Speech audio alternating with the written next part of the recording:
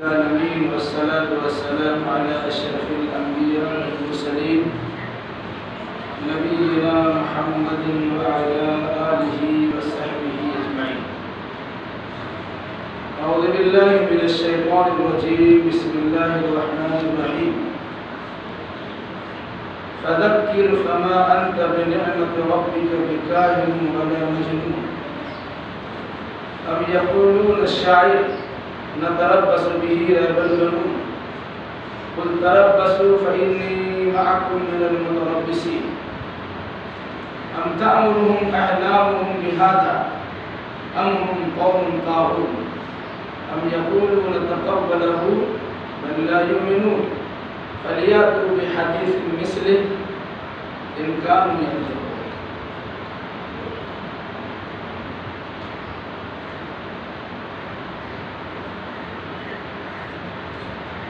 اس سے پہلے کی آیتوں میں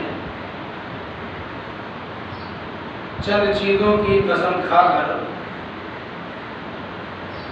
اللہ کے عذاب کے واقع ہونے کا تذکرہ کیا گیا. ساتھ ساتھ یہ باتیں آئی تھی کہ جو لوگ متقی و پرہیزگار بنتے ہیں ایسے انسان کے لیے اللہ نے باغات اور بے شمار نعمتیں تیار کر رکھی. ایسے لوگ کل قیامت کے دن اپنے خیش و اقارب، رشتہ دار اور خاندان کے افراد کے ساتھ باہم ملاقات بھی کریں گے اور خوشی کا اظہار بھی کریں گے. پھر ان کے لیے کھانے پینے کے بہت سارے اسباب و وسائل کا تذکرہ بھی کیا گیا. اس کا مقصد یہ ہے کہ وہ خوشحال زندگی گزاریں.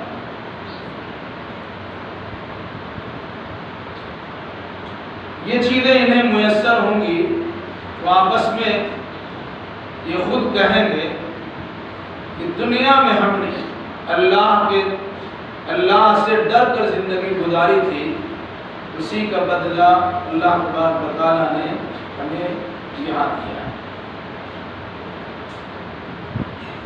آگے کی آیتوں میں اللہ کے نبی صلی اللہ علیہ وسلم کو مخاطب کرتے ہوئے بعض و نصیحت کرنے کی تلقین کی. فذکر فما انت بنعمت ربک بکاہن ولا مجنون. اے نبی آپ نصیحت کرتے رہیے، آپ اپنے رب کے فضل و کرم سے کاہن بھی نہیں ہیں اور پاگل بھی نہیں. مشرکین مکہ نے رسول اکرم صلی اللہ علیہ وسلم کے خلاف بہت ساری الٹی باتیں کہنا شروع کر. 40 سالوں تک آپ کی صداقت و امانت کا لوگوں نے ڈنکا پیٹا.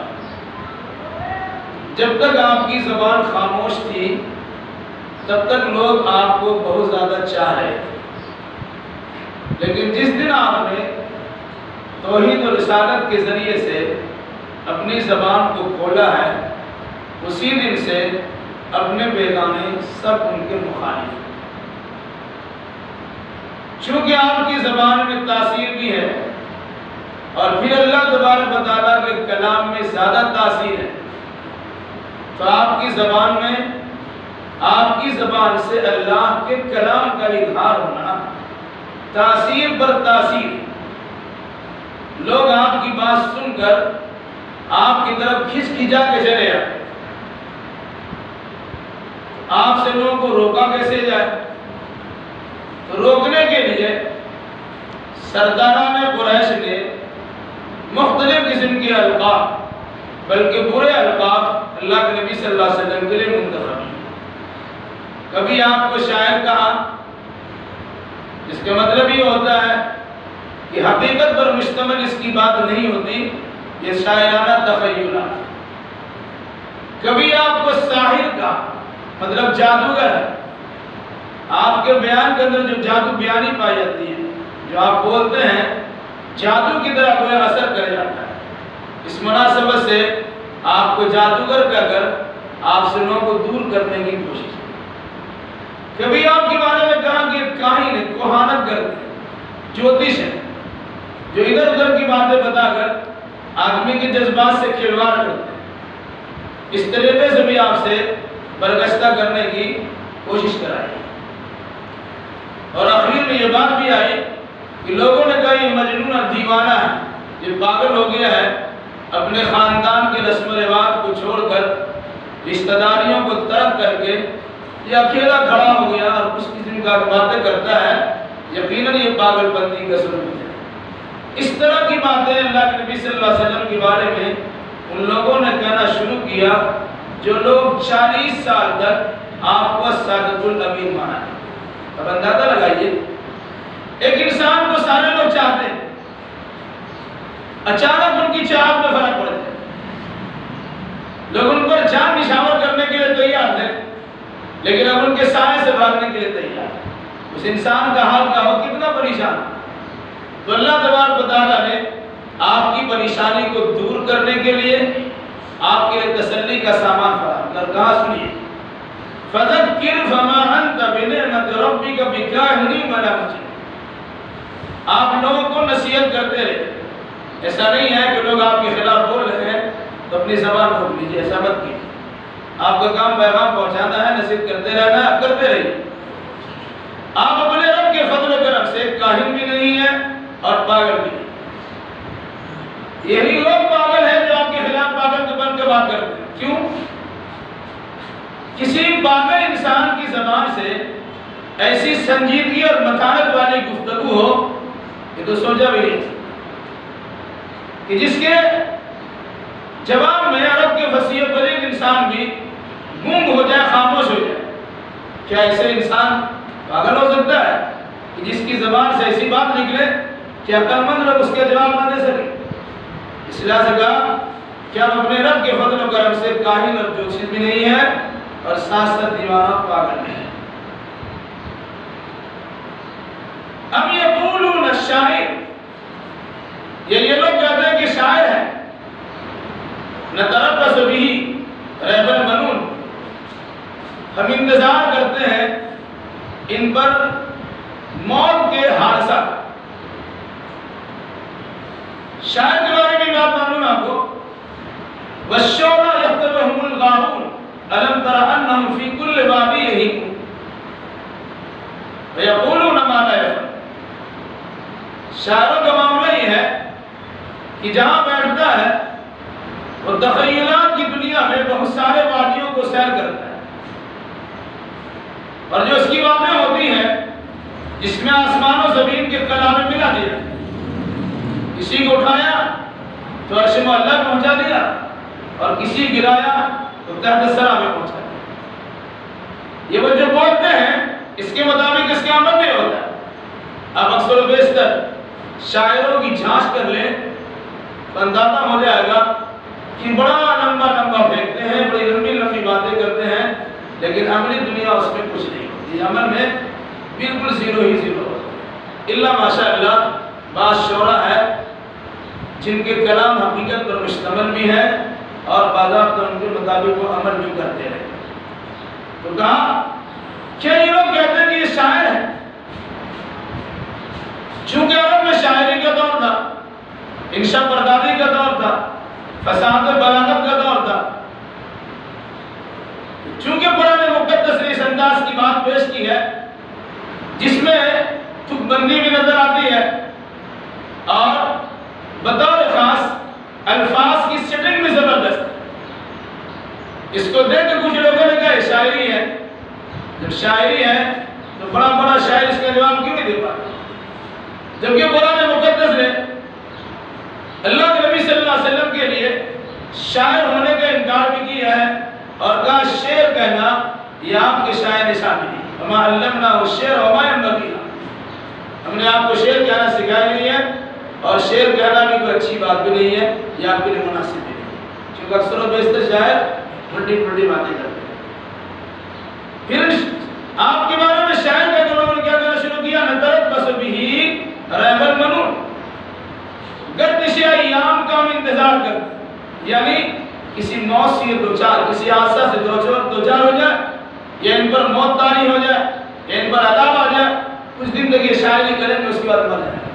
یہ کفار مشرکین کے تمنا کرتا ہے۔ اندازہ لگائیے ایک ایسے انسان جس کو 40 سال تک صحیح مانا، جب ان کی زبان سے حقیقت پر مشتمل گفتگو ہونا شروع ہوئی، اللہ کی وحدانیت کا پرچار کرنا شروع کیا، محمد الرسول اللہ کی رسالت کا اظہار ہوا اور آخرت کے عقیدے کا بیان ہوا، تو لوگوں نے کہنا شروع کیا یہ شاعر ہے جن کے بات پر وشواس کرنے کی ضرورت نہیں ہے، شاعرانہ تخیلات میں تو بہت ساری باتیں کہی جا سکتی ہیں، اسی انداز کی باتیں محمد کہتے ہیں نعوذ باللہ۔ پھر انتظار کرنا شروع کیا، اس کے جواب تم دے نہیں پاتے ہیں، اب ہم انتظار کرتے کہ جلدی یہ مر جائے، ختم ہو جائے، حادثہ سے دوچار ہو جائے، پھر ہمیں چھٹی ہو جائے۔ اس پر قرآن نے کیا کہا؟ قُلْ تَرَبَّصُوا فَإِنِّي مَعَكُمْ مِنَ الْمُتَرَبِّصِينَ۔ اے نبی سے کہہ دیے تم لوگ انتظار کرو، میں بھی تمہارے ساتھ انتظار کروں۔ یہ دیکھا جائے کہ کون پہلے مرتا ہے، کون اللہ کے عذاب سے دوچار ہوتا ہے، کن پر آفت سماوی کا نزول ہوتا ہے، کون آفت عربی سے دوچار ہوتا ہے، کون گردش ایام سے میں گرفتار ہوتا ہے۔ تم بھی انتظار کرو، ہم بھی انتظار کرو۔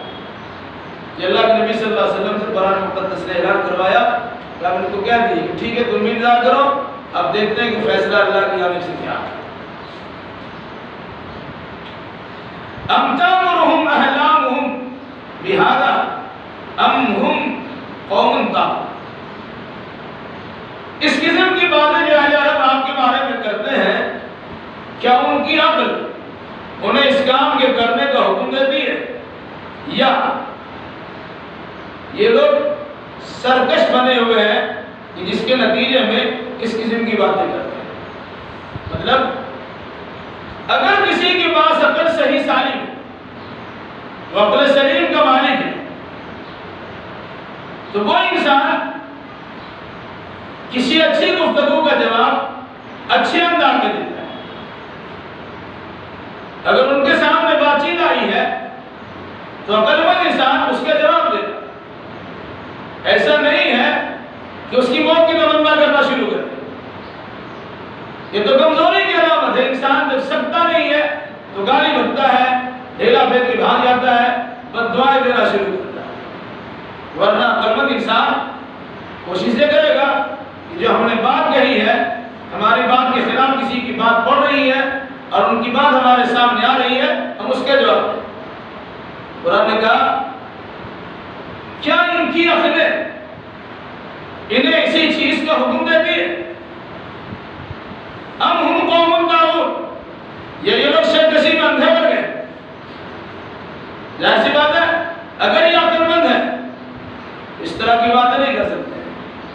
حاضر ہے، کڑ دھرمی ہے، سرکشی ہے، بات کا صحیح بات کا جواب دینے کا سلیقہ ڈھنگ نہیں ہے، تو اس قسم کی باتیں یہ کھسیانی بلی کھمبا نوچے کے نتیجے میں کہنا شروع کر دی ہے۔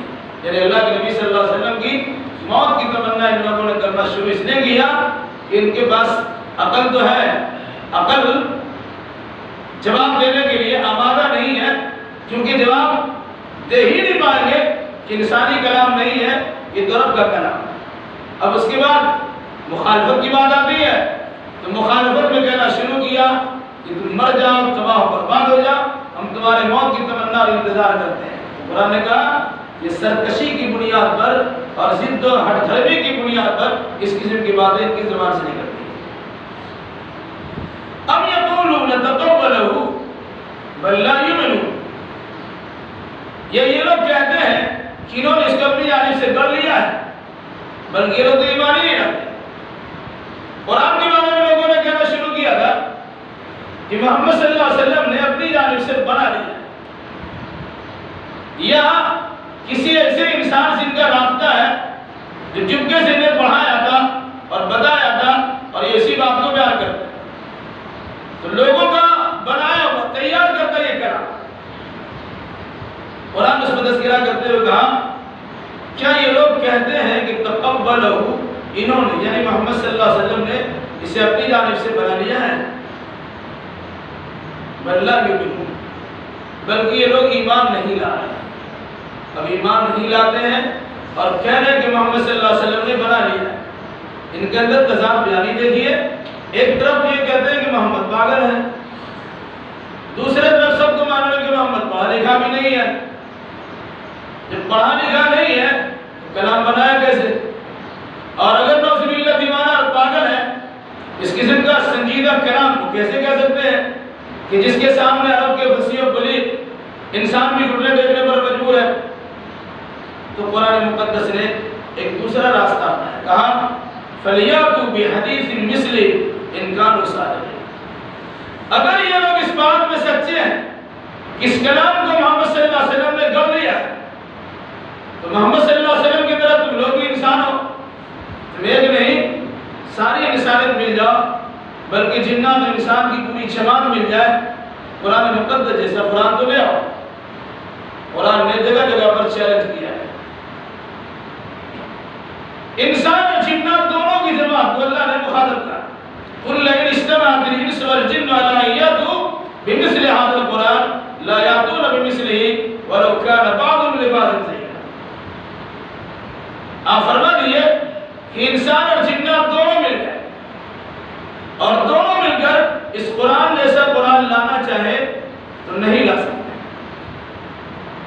گویا قرآن نے اپنے زمانے کے لوگوں سے مطالبہ کیا کہ اگر تمہارا شک ہوتا ہے کہ قرآن اللہ کا کلام نہیں ہے بلکہ انسان کا بنایا ہوا کلام ہے، تو تم بھی انسان ہو، بلکہ تم اور جنات دونوں مل کر اس جیسا قرآن لا کے دیں۔ تو لوگ قرآن لا کہاں سکتے ہیں، اس کا جواب دے نہیں سکے۔ آج بھی قرآن کا یہ چیلنج برقرار ہے۔ پھر قرآن تھوڑا نیچے اتر کے کہتا ہے فَأْتُوا بِعَشْرِ سُوَرٍ مِثْلِهِ مُفْتَرِيَاتٍ۔ اگر اللہ کی اس قرآن کے بارے میں تمہیں شک و شبہ ہے تو ایسا کرو کہ قرآن جیسی 10 سورہ لے آؤ، 114 سورہ چھوڑ دو، 10 سورہ لے آؤ، اور اس میں بھی کہا اگر تم سچے ہو تو جس کو تم بلانا چاہو انسان میں سے جنات میں سے بلا لو اور سب مل کر 10 سورہ بنا لے۔ یہ بھی چیلنج قرآن نے دیا، اس کا بھی جواب لوگوں سے بن نہیں پڑا، 10 سورہ بھی تیار کر کے لا نہیں سکے۔ پھر قرآن تھوڑا نیچے آ اترا اور کہا سنو ان کنتم فی ریب مما نزلنا علی عبدنا فاتوا بسورۃ من مثلہ وادعوا شہداءکم من دون اللہ ان کنتم صادقین۔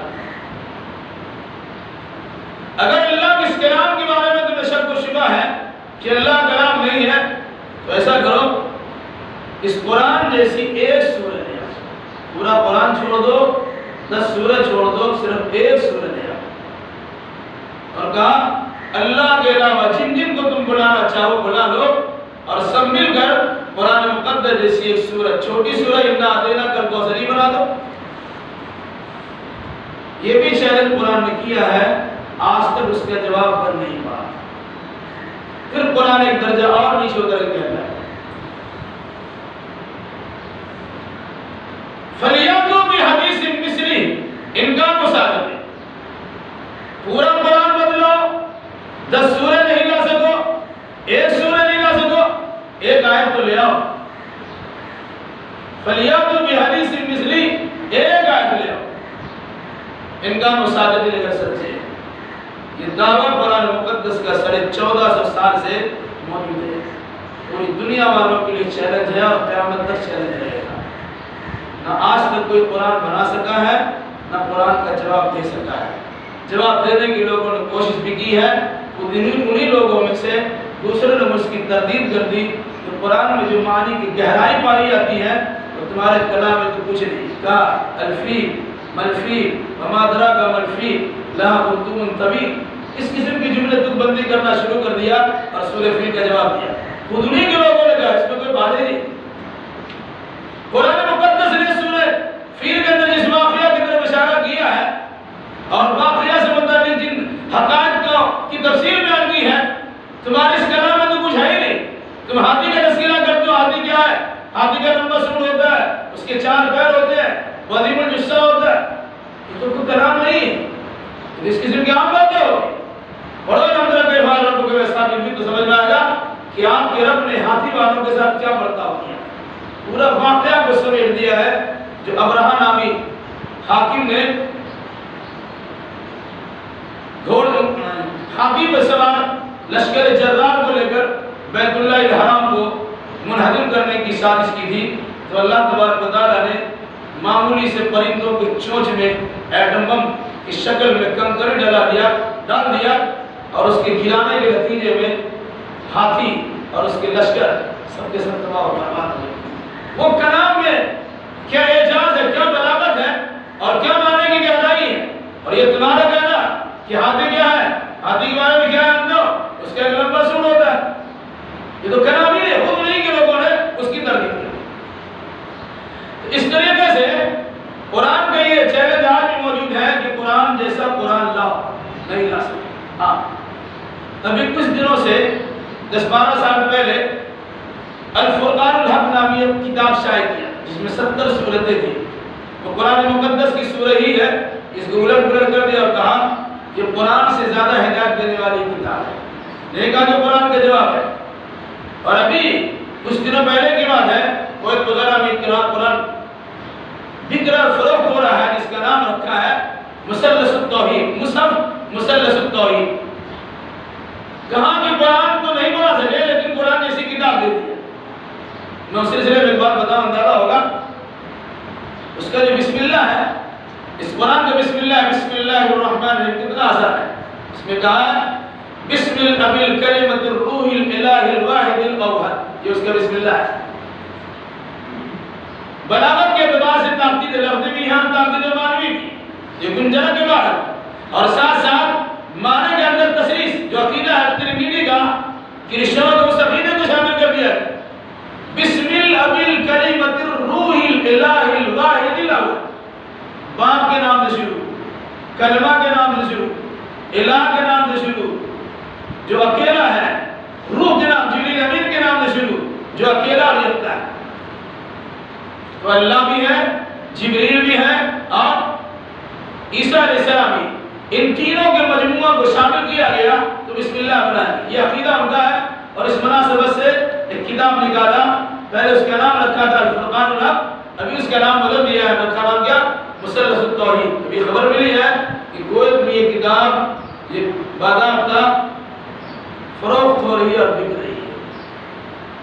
لوگ سمجھیں گے قرآن ہے، توحید کا بیان ہے. اسی لیے کہا جاتا کہ جب تک آپ کا تعلق علماء سے نہیں ہوگا، انٹرنیٹ کی دنیا میں گھومنے سے آپ ہدایت پر نہیں رہ سکتے ہیں. آپ کے سامنے کوئی بات آ رہی لگے کہ قرآن کی طرف جملے ہیں اور آپ نے پڑھ لیا اس کے مطابق عقیدہ رکھ لیا. اس لیے انما العلم بالتعلم، قرآن سیکھنے سے آتا ہے. جب تک کسی استاد کے سامنے ثانوی الطلب مستح نہیں کریں گے آپ قرآن اور حدیث کے علم حاصل نہیں کر سکتے. اس مناسبت سے علماء نے برادرس کا جو فتنہ ہے اس سلسلے میں لوگوں کو متنبہ کیا ہے کہ ہر آدمی جو سوچتا ہے شیخ گوگل سے کچھ گفتگو کر لے اور اسی نے کچھ تحقیق کر لے اور اسی میں کوئی بات آئی اور بیان کرنا شروع کر دے. ہوشیار رہیے گا، ایسی چیزوں سے پرہیز کیجیے گا. بعد آپ کے پاس قرآن موجود ہے، چھپا ہوا قرآن موجود ہے، اس کے ترجمے آپ کے پاس موجود ہے، اسی کو پڑھیے. مجبوری میں کبھی کبھی ادھر سے دیکھا گیا تو دیکھا گیا، لیکن اس کے باوجود بھی تحقیق ہونی چاہیے. آج ہمارے سامنے کیا آتا ہے، واٹس ایپ کے ذریعے سے پیغام آیا، دیکھا بخاری شریف سوال نمبر حدیث نمبر اتنا. بخاری میں حدیث ہی نہیں ہے، لیکن آپ کو چونکہ بخاری شریف پر اعتماد ہے، بخاری شریف کا نام آ گیا، آپ نے بھروسہ کر لیا اور اسے آگے بڑھا. جب تک آپ کے پاس تحقیقی علم نہ ہو آپ اسے آگے نہیں بڑھا سکتے. ورنہ حدیث رسول کی روشنی میں کفا بالمرء کذبا ان يحدث بكل ما سمع، انسان کے جھوٹا ہونے کے لیے کافی ہے کہ ہر سنی سنائی بات کو آگے بڑھائے. اس لحاظ سے پڑھنے کی کوشش کیجیے، سنی سنائی باتوں پر زیادہ اعتبار نہیں کیجیے. تو لوگوں سے مطالبہ تھا کہ قرآن جیسی ایک آیت لے آپ نہیں لا سکتے، تو لا تو سکتے نہیں ہے. تو طریقہ کیا بنایا گیا کہ جہاں قرآن رکھا جاتا ہے وہیں کچھ کتابیں رکھ دی جائے کہ انسان قرآن سے غافل ہو جائے دوسری کتابیں. برادران وطن کا طریقہ بھی ہے، عالمی پیمانے پر سازش بھی ہے، اور مسلمانوں کے اب اس قسم کی اعمال ہے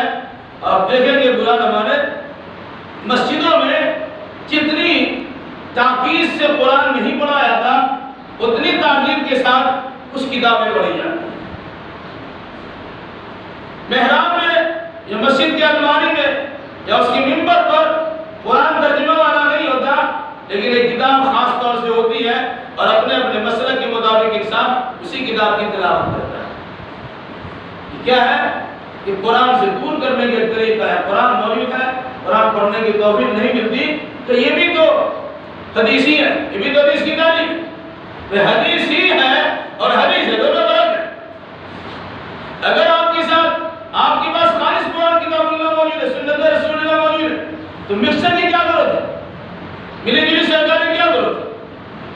اسی طریقے سے مسلط التوحید کتاب نامی کتاب کے ذریعے سے قرآن سے زیادہ ہدایت دینے والے کتاب کے نام سے اسے شائع کیا ہے اور باضابطہ مسلم دنیا میں اسے عام کرنے کی کوشش ہو رہی ہے۔ اس فتنے کو سمجھنے کی کوشش کیجئے۔ قرآن کا جواب تو نہیں دے سکے، لیکن قرآن جیسی ایک کتاب تیار کی کہ جس کے ذریعے سے لوگوں کو شکوک و شبہات ابتلا کر دیا جائے اور قرآن سے دور کر دیا جائے۔ اس فتنے کو سمجھیے، عالمی پیمانے پر یہ فتنہ چل رہا ہے۔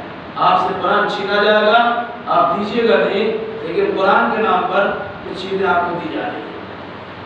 بہت سارے مواقع پر قرآن میں خود بند کرنے کی کوشش کی ہوئی ہے، لیکن اللہ تبارک و تعالیٰ کا فضل و کرم ایسا ہے کہ قرآن لکھی ہوئی شکل میں موجود ہے اور قرآن کے لیے حافظ قرآن بھی موجود ہے۔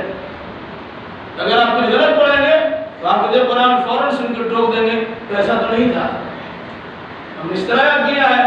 پھر دوسرا قرآن کا نسخہ لایا جب پتا چلا یہ تو جعلی ہے۔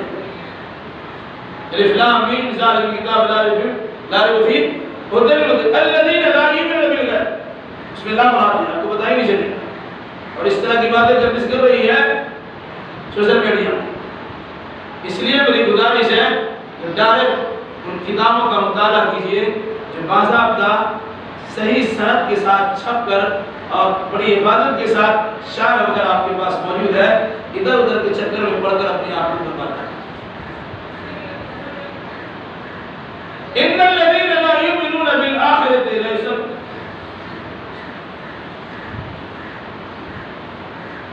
فليأتوا بحديث مثله إن كانوا صادقين۔ اس جیسی ایک حدیث لے آؤ، ایک بات لے آ کر تم سچے ہو۔ نہیں لا سکے اور قیامت تک نہیں لا سکے۔ قرآن نے کہا إن لم تفعلوا ولن تفعلوا فاتقوا النار التي وقودها الناس والحجارة أعدت للكافرين۔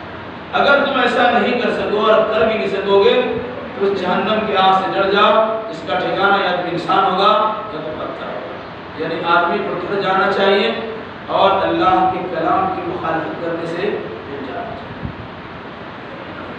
ام خلقوا من غیر شیء ام هم الخالق۔ کیا یہ لوگ بغیر خالق کے پیدا کر دیے گئے ہیں؟ یہ خود ہی خالق ہے۔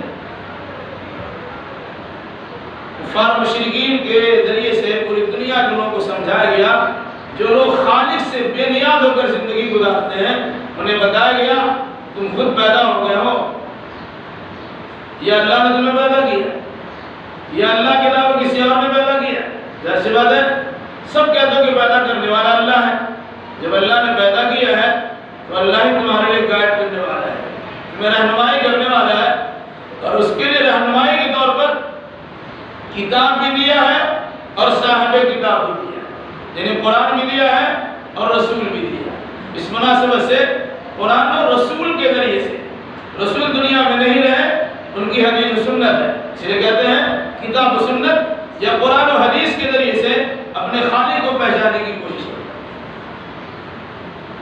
ام خلق السماوات والارض بل لا یوقنون۔ کیا انہی لوگوں نے آسمان و زمین کو پیدا کیا ہے؟ بلکہ یہ تو یقین ہی نہیں رکھتے۔ مطلب کیا ہوا؟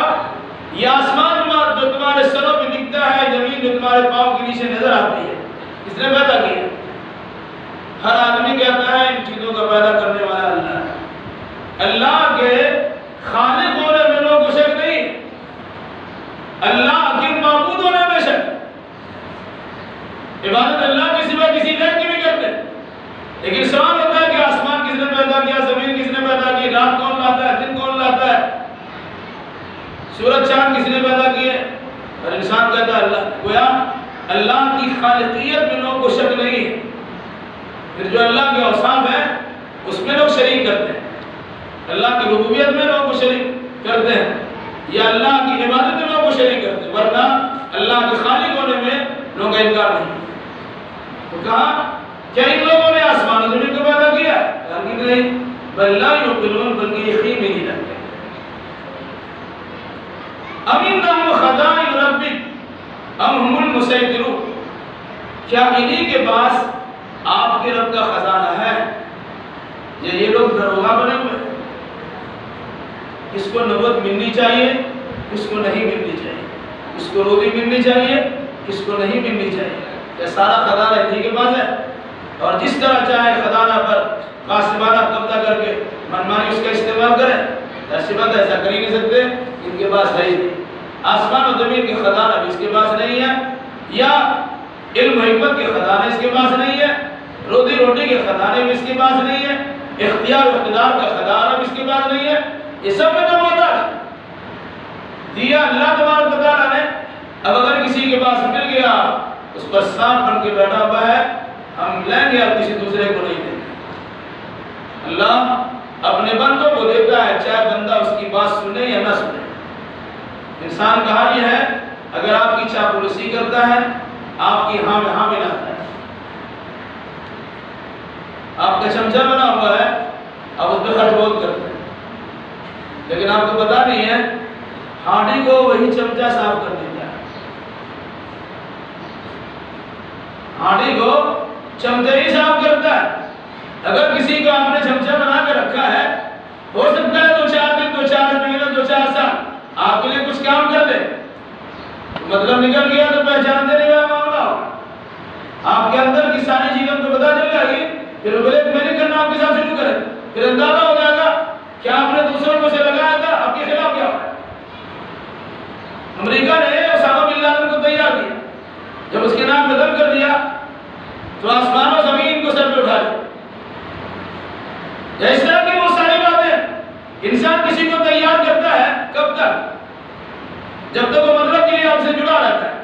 جب آپ مطلب اس کا پورا ہو گیا تو مطلب نکل گیا تو پہچانتے نہیں، وہ آپ کو حشر کرے گا کہ آپ کھوجتے اور ڈھونڈتے بھی رہ جائیں گے، پتہ نہیں چلے گا۔ اور یہ تجربات ہیں اور یہ لوگوں کے مشاہدہ ہے۔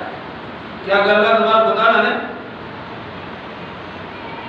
ام انہم خزائن ربک ام ہم المسیطرون، کیا ان کے پاس آپ کے رب کا خزانہ ہے یا اس خزانے پر دروگہ بنے بیٹھے ہیں؟ ام لہم سلم یستمعون فیہ، یا ان کے پاس کوئی سیڑھی ہے جو آسمان میں لگا کر سمائے دنیا کی بات سن لیتے ہیں؟ فلیاتی مستمعہم بسلطان مبین، چاہیے جو ان کا سننے والا ہے وہ کوئی دلیل، کھلی دلیل لے کے تو آ جائے۔ یہ کہنا کہ ہم نے آسمان کی بات تو سنی ہے، کیا ہے جواب؟ کیا دلیل آپ کے پاس ہے کہ آپ نے آسمان کو دیکھا ہے اور مرا اعلیٰ میں فرشتوں کی جو گفتگو ہو رہی ہے آپ نے سنا ہے؟ آپ کے پاس کوئی دلیل ہے؟ اگر ہے تو دلیل ہے، یعنی آپ نہ قرآن بنا سکتے ہیں، نہ قرآن جیسی بات لا سکتے ہیں، یا کوئی حکام جاری کرنا چاہے یہ کہ ہم نے آسمان سے سنا اور آسمان سے سن کے آپ کو کہہ رہے ہیں، ایسا تو نہیں ہو سکتا ہے۔ کیوں نہیں ہو سکتا ہے؟ اس قرآن کے نزول سے پہلے جنات کا گزر آسمان کے قریب تک ہوتا تھا، بلکہ آسمان کے قریب جا کے ہاتھ لگا کے بیٹھتے تھے اور کان لگا کے سنتے تھے کہ فرشتے آپس میں کیا بات کرتے ہیں۔ کچھ باتوں سے سن لی، ایک بات سنی، اس میں 99 جھوٹ ملا دیا، جوتش اور کاہن کے پاس لا کے دے دیا، اور پھر کاہن اسی مناسبت سے جنم پتر تیار کے ساتھ تیار کیا اور وہ غیب کی خبر دینے لگا اور آپ کے بارے میں لوگوں کی تفصیل بتانا شروع کر دیا۔ لیکن جب قرآن کے نزول کی باری ہے، قرآن کیا کہتا ہے؟ اِنَّا لَمَسْنَا السَّمَاءَ فَوَجَدْنَا مُلِئَتْ حَرَسًا شَدِيدًا وَشَوْبًا وَأَنَّا كُنَّا نَقْعُدُ مِنْهَا مَقَاعِدَ لِلسَّمْعِ فَمَن يَسْتَمِعِ الْآنَ يَجِدْ لَهُ شِهَابًا رَصَدًا۔ سورہ جن پڑھی تو اندازہ ہوگا کہ جنوں نے کہا، جنوں کی جماعت نے کہا ہم لوگ آسمان کو ٹٹول کے چھوچھا کے دیکھے تو ایسا لگا کہ سخت پہرے بٹھا دیے۔ فَوَجَدْنَا مُلِئَتْ حَرَسًا شَدِيدًا وَشَوْبًا، سخت پہرے ہیں اور ہمیں مارنے کے لیے ستارے بنا بولی لیکن ستارے توڑ کے مارے۔ وَأَنَّا كُنَّا نَقْعُدُ مِنْهَا مَقَاعِدَ لِلسَّمْعِ، پہلے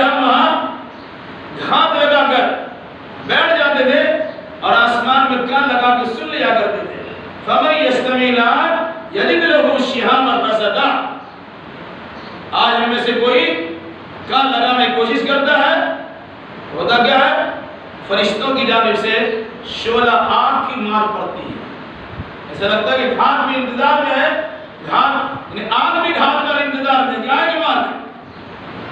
یہ قرآن کے نزول سے پہلے ایسا کرتے تھے، لیکن نزول قرآن کے بعد جنات کا آسمان کے قریب گزر نہیں ہوا، اگر گزر ہوتا بھی ہے فات بہت سے آپ کے ساتھ قرآن کہتا ہے اس کا پیچھے کرتا ہے، اسے مارا ہے۔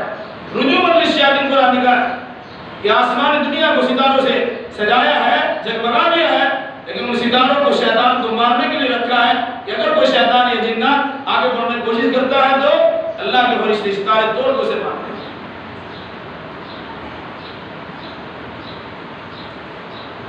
ام لہ البنات ولکم البنون، کیا اس کے لیے لڑکیاں ہیں اور تمہارے لڑکے ہیں؟ لڑکی کو عام طور سے انسان کمتر اور کم درجہ سمجھتا ہے، لڑکا کو زیادہ اونچا مقام دیتا ہے۔ فرشتوں کے بارے میں کفار مشرکین کہنا تھا یہ اللہ کی بیٹیاں ہیں، تو اللہ نے کہا چلو بتاؤ تم بیٹی اپنے لیے گوارا نہیں کرتے ہو تو اللہ کے لیے بیٹی کیسے مانی؟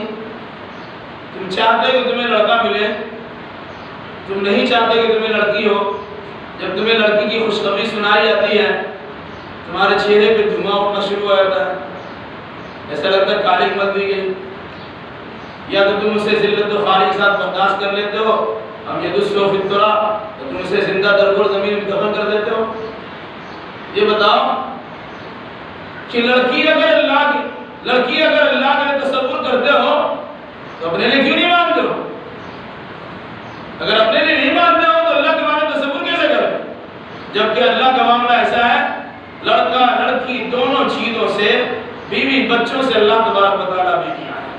قرآن نے اپنے خاص انداز میں سورۃ الطور کے اندر جن چیزوں کی تفصیل بیان کی ہے، ان چیزوں میں ان پڑھی گئے آیات میں بطور خاص اس کا تذکرہ ہوا کہ کفار و مشرکین نے قرآن مقدس کو اللہ کے نبی صلی اللہ علیہ وسلم کی جانب سے گڑھی ہوئی کتاب قرار دیا، تو اللہ تبارک و تعالیٰ نے ان لوگوں سے مطالبہ کیا اور ان کو چیلنج کیا کہ اگر یہ کسی انسان کا گڑھا ہوا کلام ہو سکتا ہے تو تم تو فصیح و بلیغ، فصاحت و بلاغت، طلاقت لسانی، ادبیت، زباندانی، بلکر ہونے میں مایا ناز اپنے آپ کو سمجھتے ہو، اپنے آپ کو عربی کہتے ہو، دوسرے کو عجمی تصور کرتے ہو، عربی بولنے والا اور عجمی گونگا، جب دوسرے کو گونگا سمجھتے ہو تو قرآن جیسا قرآن لا کے پیش کر دو۔